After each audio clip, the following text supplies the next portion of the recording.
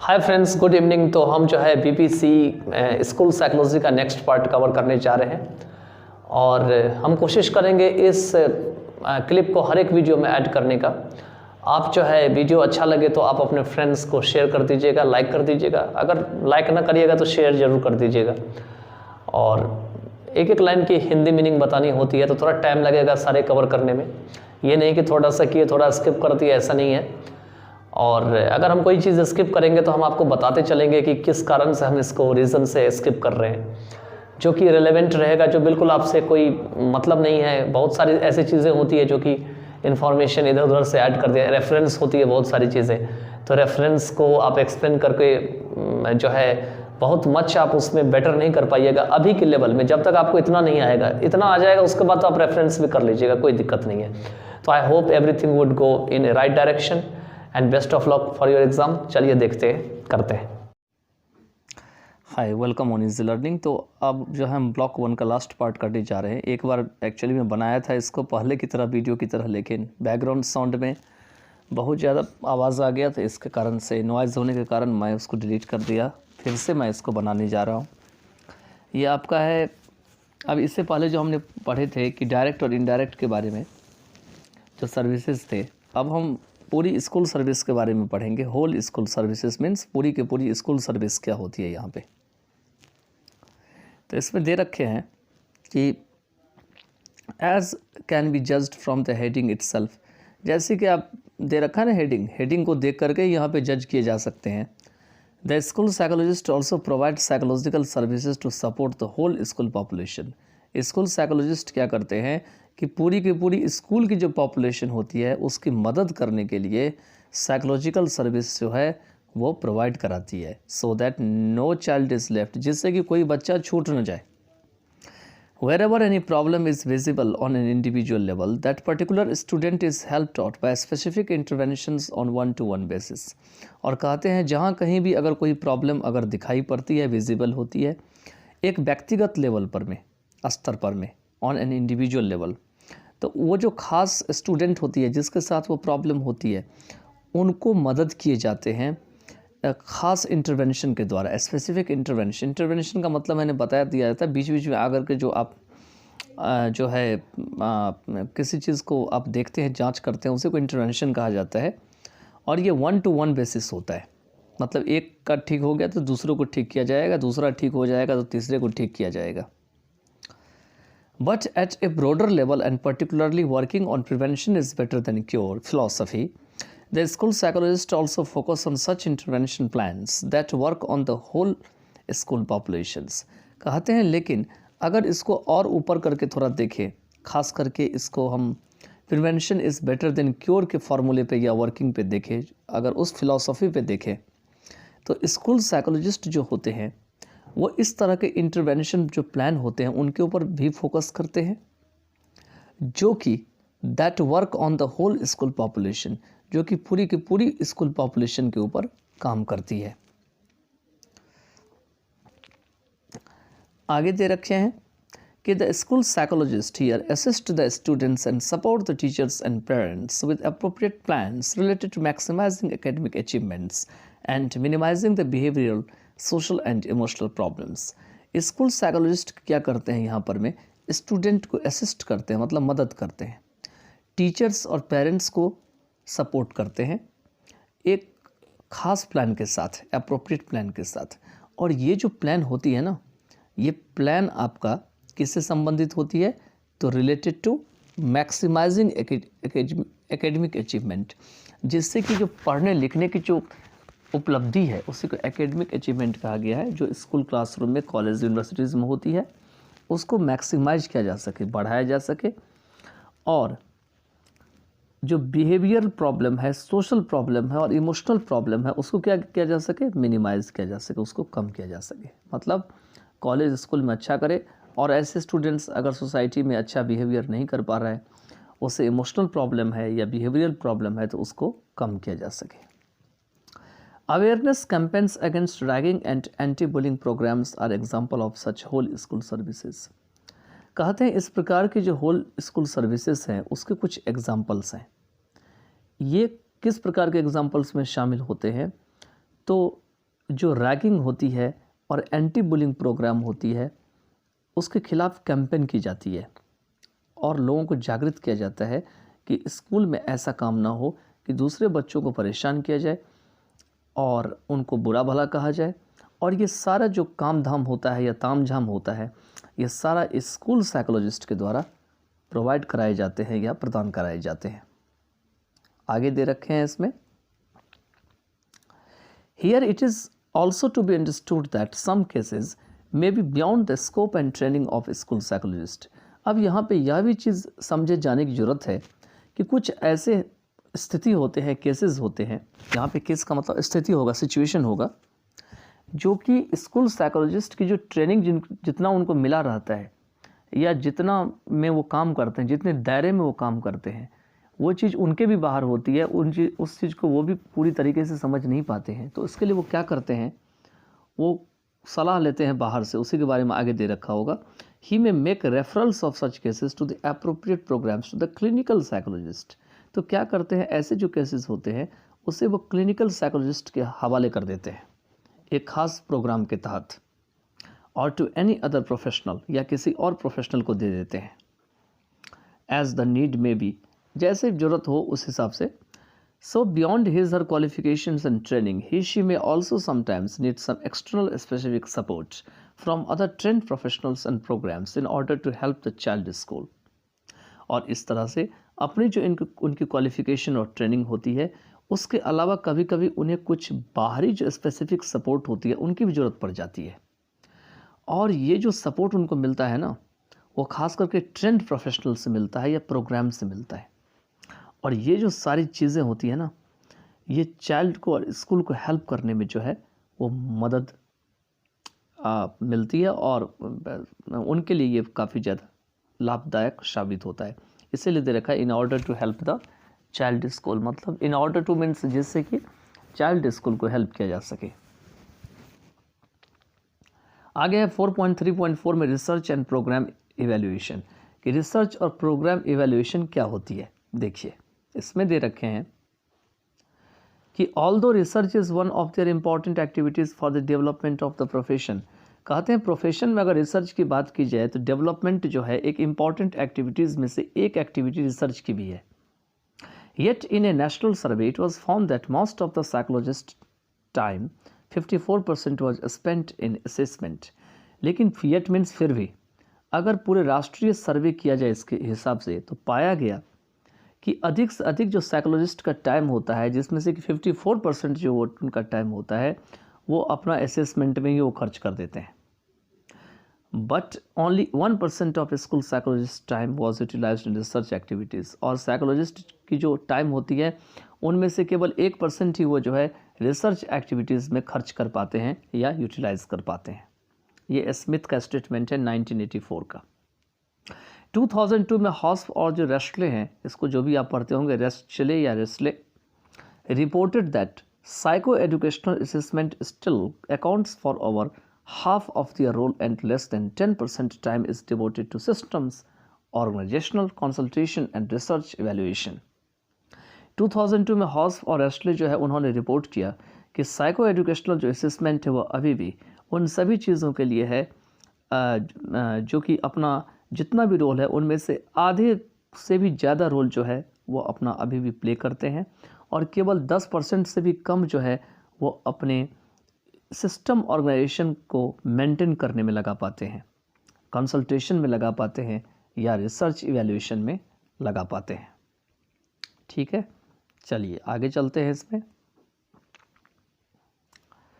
आगे दे रखे हैं इसमें, here it is to be understood that this data pertain to foreign countries where school psychology is in existence and practice and where the school psychologists are supposed to utilize their time in designing and conducting research of a psychological and educational nature।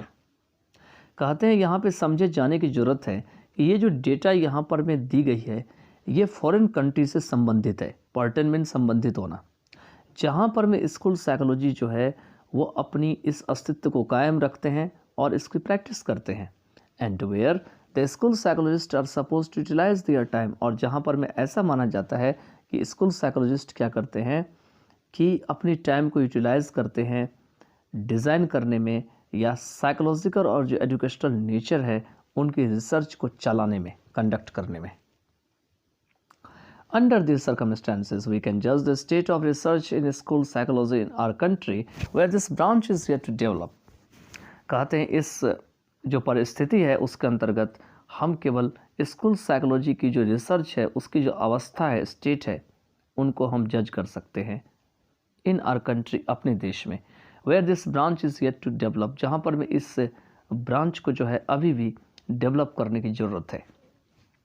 The school psychologists are also engaged in planning, designing, developing and evaluating the intervention prevention programs in psychology and education for the school systems.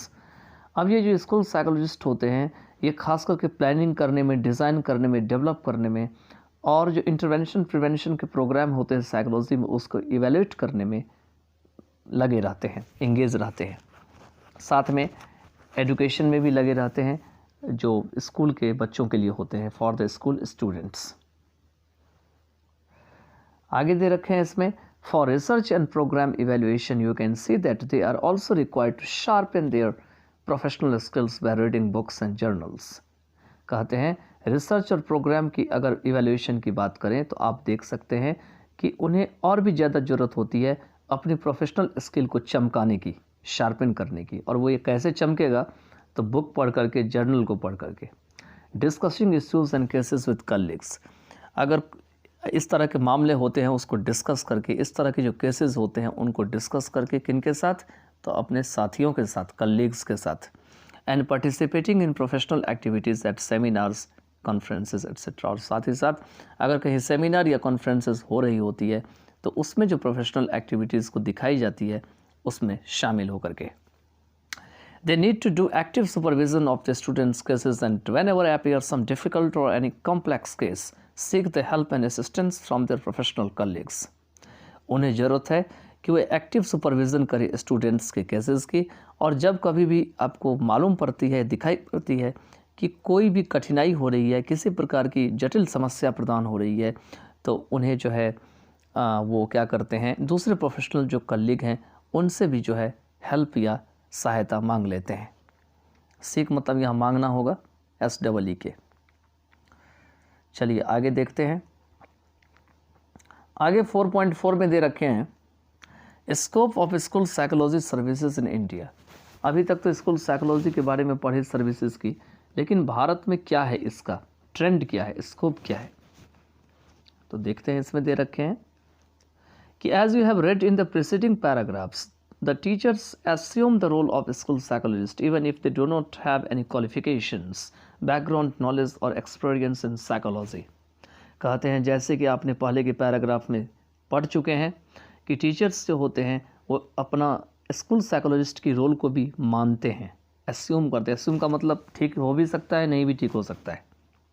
Even if they do not have any qualifications, भले उनके पास किसी प्रकार की qualifications नहीं होती है, ना ही background knowledge होती है, साइकोलॉजी की कोई एक्सपीरियंस होती है, experience in psychology. And counselling psychologist और counsellors are also playing the role of school psychologist. और जो काउंसलिंग साइकोलॉजिस्ट होते हैं, जो काउंसलिंग प्रदान कराते हैं या काउंसलर्स होते हैं, वो भी स्कूल साइकोलॉजिस्ट की रोल को अदा कर रहे हैं। There is a paper of educational psychology in B.Ed training. B.Ed training में भी एजुकेशनल साइकोलॉजी की एक पेपर होती है। Can it serve as the basis of psychological assessment, तो क्या इससे साइकोलॉजिकल का जो काम है वो चल जाएगा। The quality training in assessment in B.Ed should be minutely scanned and researched. कहते हैं B.Ed में जो असेसमेंट की क्वालिटी ट्रेनिंग होती है उसे बहुत बारीकी से जांच करने की और दोबारा रिसर्च करने की ज़रूरत है। Secondly, even after that, how many B.Ed trained teachers perform the function of psychological assessment in their schools?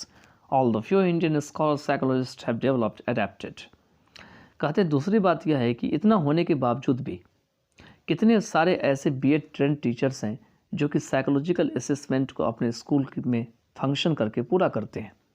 कहते हैं भले ही कुछ ही ऐसे इंडियन स्कॉलर या साइकोलॉजिस्ट हैं जो कि इसको डेवलप किए हैं और उसको अपने अनुसार से ढाले हैं। अडेप्ट का मतलब होता है अपने अनुसार से ढल जाना, किसी माहौल में जाके उस माहौल से बिल्कुल घुल मिल जाना। We have in India standardized psychological tests and tools as per the Indian conditions, yet the availability of these standardized psychological tests and tools in schools in India for psycho-educational assessment purposes is doubtful. कहते हैं हम भारत में जो है psychological जो test है उसको और बेहतर बनाए हैं, स्टैंडर्डाइज किए हैं और टूल्स को as per the Indian conditions अपने भारतीय अवस्था को देखते हुए। फिर भी ये जो बेहतर की हुई जो साइकोलॉजिकल टेस्ट या टूल्स है जो हमारे पास उपलब्ध है इंडिया के स्कूल्स में साइको एजुकेशनल असेसमेंट के लिए पर्पस के लिए, ये पूरा ऐसा मालूम पड़ता है कि ठीक नहीं है, अभी डाउटफुल है। Few reputed private schools might have managed few psychological test and tools. कुछ ही ऐसे जाने माने हुए ऐसे स्कूल्स हैं जिसने कि कुछ ही साइकोलॉजिकल टेस्ट और टूल्स को अभी तक प्रबंध किए होंगे, as they have appointed trained counsellors in their schools, क्योंकि ये वो लोग होते हैं, वो स्कूल वाले होते हैं जो कि अपने स्कूल्स में ट्रेंड जो काउंसलर्स होते हैं उनकी नियुक्ति कर चुके हैं। Secondly, still there is one another bigger problem that is related to awareness about the psychological states and conditions of the children, as was intelligently highlighted by movie तारे ज़मीं पर। दूसरी बात यहाँ पे अभी भी जो एक दूसरी बड़ी समस्या है वो क्या है वो दे रखे हैं। ये किससे संबंधित है? साइकोलॉजिकल जो स्टेट्स है उसके बारे में चेतना करने की, उनको जागृत करने की, साथ ही साथ में बच्चों की जो दशा है उसको जानने की। जैसे कि एक मूवी जो फिल्म है तारे ज़मीं पर, उसमें बहुत उसको डेवलप करके दिखाया गया था, इंटेलिजेंटली हाईलाइटेड, मतलब बहुत ही अच्छे तरीके से उसको पेश किया गया था। Most parents even for the psychological problems of their child prefer to go first to the pediatricians who cannot offer comprehensive psychological assessment and treatment of their child। बहुत सारे ऐसे माता पिता होते हैं बच्चों की जो कि साइकोलॉजिकल प्रॉब्लम रहते हुए भी अपने बच्चों में वो शिशु चिकित्सक के पास चले जाते हैं, इसी को पेडियाट्रिशियन कहे जाते हैं, पहले वो वहीं चले जाते हैं। और ये जो पेडियाट्रिशियन या शिशु चिकित्सक होते हैं जो बाल बच्चों को जो ठीक करते हैं वो कॉम्प्रिहेंसिव साइकोलॉजिकल असेसमेंट नहीं दे सकते हैं और ना ही उनके जो बच्चे होते हैं उनको उस हिसाब से ट्रीटमेंट कर सकते हैं। The frustrated parents either due to lack of awareness और due to social stigma do not go to the psychologist and spend their money, time and energy finding out the medical cure of the psychological problems of their child। कहते हैं अब ये जो परेशान जो parents होते हैं वो या तो हो सकता है कि अपनी जागरूकता की कमी के कारण या सामाजिक जो कलंक है, सोशल स्टिग्मा, उनके कारण ये साइकोलॉजिस्ट के पास नहीं जाते हैं, अपने पैसे, समय और एनर्जी को खर्च नहीं करते हैं। और इनसे ये होता है कि फाइंडिंग आउट जो मेडिकल जो क्योर होना चाहिए साइकोलॉजिकल प्रॉब्लम के लिए अपने बच्चों के लिए वो उनको नहीं मिल पाता है।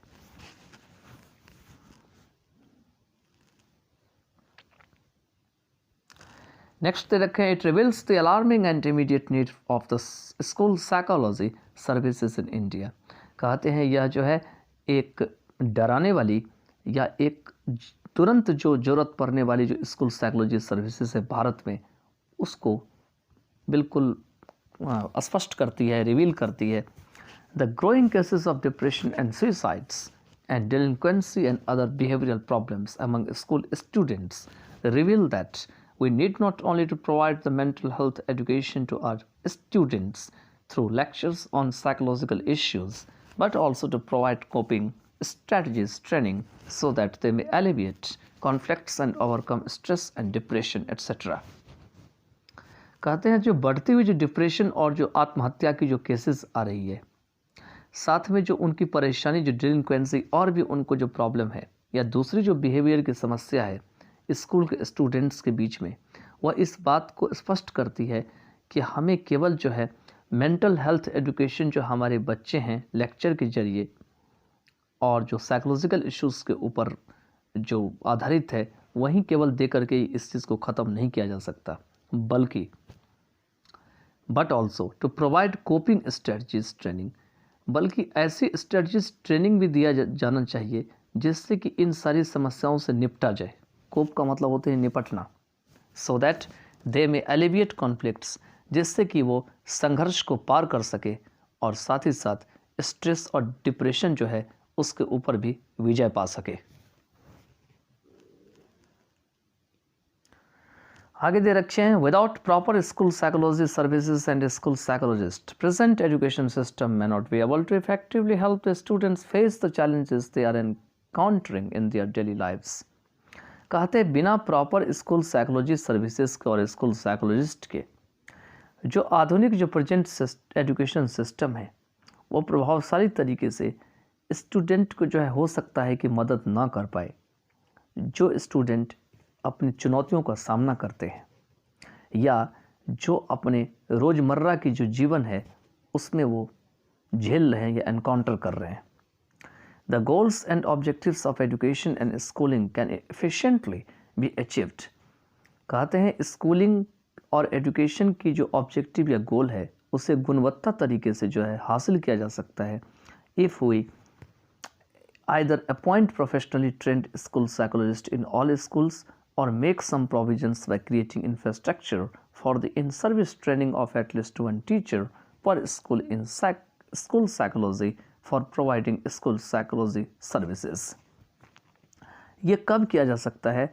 अगर हम या तो प्रोफेशनली ट्रेंड स्कूल साइकोलॉजिस्ट को हम अपने पास रख लें, अपॉइंट कर लें हर एक स्कूल में, या कुछ ऐसे नियम बनाएं और ये नियम जो है वो जो इन सर्विस ट्रेनिंग में होते हैं उनके लिए ऐसा संसाधन विकास का निर्माण किया जाए, इंफ्रास्ट्रक्चर तैयार किया जाए जिसमें यह बात रखी जाए कि कम से कम एक टीचर, एटलीस्ट वन टीचर जो है वो पर स्कूल में होनी चाहिए स्कूल साइकोलॉजी के, जो कि साइकोलॉजिकल सर्विसेज जो है स्कूल साइकोलॉजिकल सर्विसेज जो है वो प्रदान करा सके। आगे दे रखे हैं, It is pertinent here to conclude with the report of P. Ramalingam, who presented his research paper titled। कहते हैं यह जरूरी है, पर्टिनेंट है या इम्पॉर्टेंट है, यहाँ पर मैं समाप्त करना इस चीज़ को पी रामालिंगम की रिपोर्ट के साथ, जिन्होंने कि अपने रिसर्च पेपर टाइटल में जो है इस चीज़ को प्रस्तुत किया था। उन्होंने लिखा था need analysis for school psychologist in India, कि इंडिया में जो स्कूल साइकोलॉजिस्ट है उनकी जो ज़रूरत है उनको एनालिसिस करने की ज़रूरत है। और ये बात जो है उन्होंने 31st international school psychology association जो है जो कॉन्फ्रेंस हुई थी माल्टा 2009 में, वहाँ पे उन्होंने दिया था। और उन्होंने ये भी बात बताई थी that the teachers who handle classes at primary, secondary and higher secondary levels are developing a keen interest in introducing school psychology in the school करिकुला।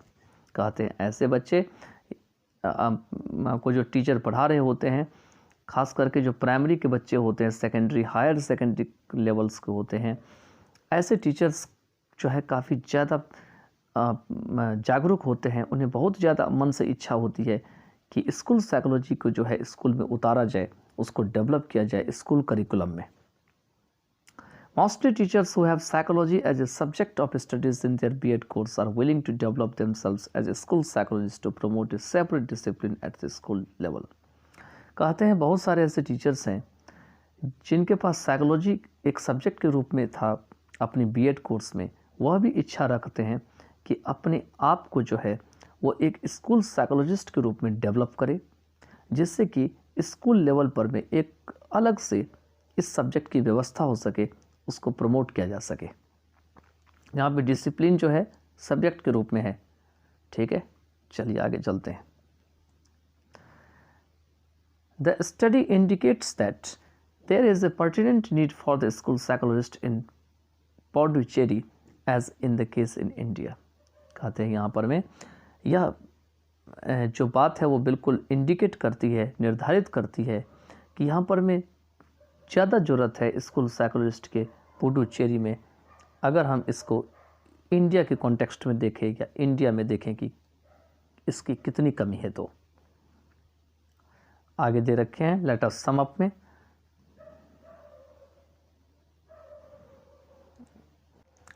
In this course we have come across a lot of such real life examples in which we have felt a great need for a trained and professional school psychologist who could provide the target groups the school psychological services।